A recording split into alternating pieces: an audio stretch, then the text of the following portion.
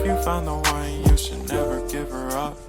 I think it's the way life changes when in love, yeah. I surround my soul with the positivity. That's why I don't worry about the things that I don't see, yeah. These days I don't worry about much. I think we should have some more fun. I still dream about the days when we were young. I'll take a hit and still finish in one, yeah, yeah. Oh, oh, oh. Hari ni aku happy jugalah sebab aku dapat beli laptop yang harga dia RM670 je, tak mahal pun. And then spek dia bagus lah, i5 6th gen, and then dia punya RAM 8GB, hard disk dia SSD 1TB, dan Nvidia graphics 930. Dan paling best dia harga dia lah $670. Actually aku nak beli laptop upgrade sebab selama ni aku pakai laptop bapak aku sebab laptop aku dah rosak.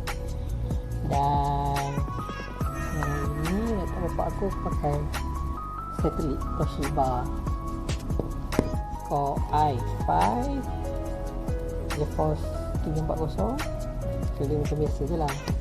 Jadi hari ni yang best ni bila aku dapat laptop ini A456U, dan best dia aku beli second hand je. Tada, aku buka tapi semua all in, everything inside dia bagilah. Yang bagusnya budak seller ni, dia punya brochure yang dia beli masa mula-mula pun ada. Spek dia GeForce 930, Intel Core i5, RAM sini dia tulis 4GB tapi dia dah upgrade jadi 8GB, storage 1TB.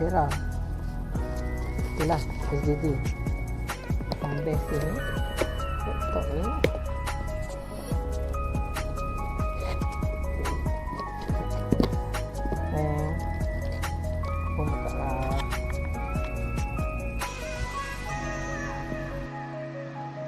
Okay, kita boleh tengok dekat sini yang laptop ni aku beli Windows version 10. Lepas tu pula dia punya spek, kita boleh tengok dekat setting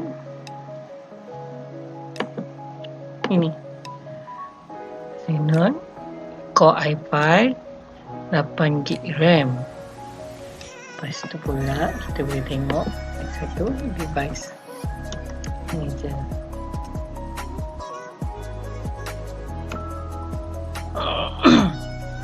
Display dia ada dua, Intel grafik, Intel dengan Nvidia 930. So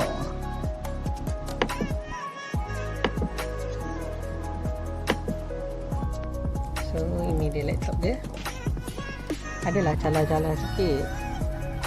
Lepas tu pula budak yang jual tu dia cakap, "Bang, minta maaf lah, laptop ni ada cala-cala sikit, saya dah pakai 2 tahun." Aku just terus terang aku cakap, kalau orang yang jenis bising-bising laptop yang ada cala-cala, aku akan direct aku cakap, "Bang, kalau tak nak benda cala, tak nak laptop ke apa benda barang cala ke, tak payah beli second hand. Itu je, kalau tak nak cala beli yang baru." Macam aku tak kisah pun, cala dia ginilah sikit-sikit, aku tak kisah pun. And then dalam dia adalah cala sikit-sikit, tak ambil tahu pun, tak ambil beri pun. So far ok lah, rating aku 8/10 lah.